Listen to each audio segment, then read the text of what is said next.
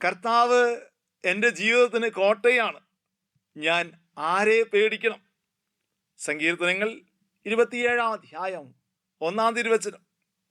The Lord is the stronghold of my life. Of whom shall I be afraid? Book of Psalms, chapter 27, verse 1. സ്നേഹം നിറഞ്ഞവരെ, നാട്ടിലെയും അല്ലെങ്കിൽ നമ്മുടെ പ്രദേശങ്ങളിലൊക്കെയുള്ള ഗുണ്ടകളെ പറ്റി നമ്മൾ കേൾക്കാറുണ്ട്.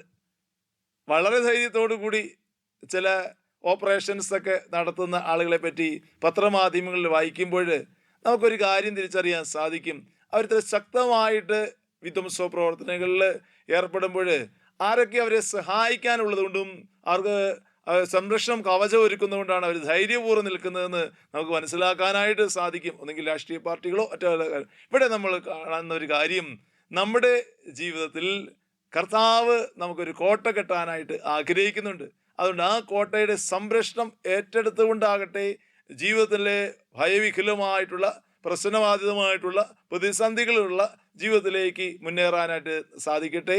കർത്താവ് എൻ്റെ കൂടെയുണ്ട്, അവിടെ നിന്ന് എന്നെ കോട്ട കെട്ടി സംരക്ഷിച്ചിരിക്കുന്നു എന്ന് ഉറച്ച വിശ്വാസത്തോടെ സങ്കീർത്തകൻ നൽകുന്ന ആത്മവിശ്വാസം, ഇന്നത്തെ വചനം നൽകുന്ന ആത്മവിശ്വാസം സ്വീകരിച്ചുകൊണ്ട് മുന്നോട്ട് നീങ്ങാം.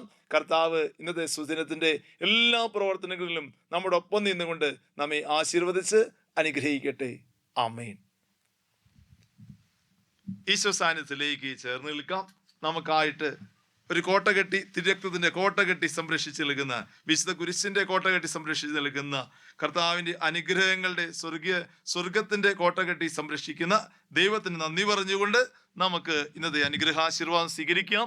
നമ്മുടെ കർത്താവ് ഈശോ മിശിഹായുടെ കൃപയും പിതാവായതിൻ്റെ സ്നേഹവും പരിശുദ്ധാത്മാവിൻ്റെ സഹവാസവും പരിശുദ്ധാമ്മയുടെയും സകല മാലാഖമാരുടെയും സകല വിശുദ്ധരുടെയും മധ്യസ്ഥതയും സഹായവും ഈ ശുശ്രൂഷയിൽ പങ്കുചേരുന്ന ഓരോ മകനും മകൾക്കും ലഭിക്കുമാറാകട്ടെ, ഇപ്പോഴും എപ്പോഴും എന്നേക്കും. ആമേൻ.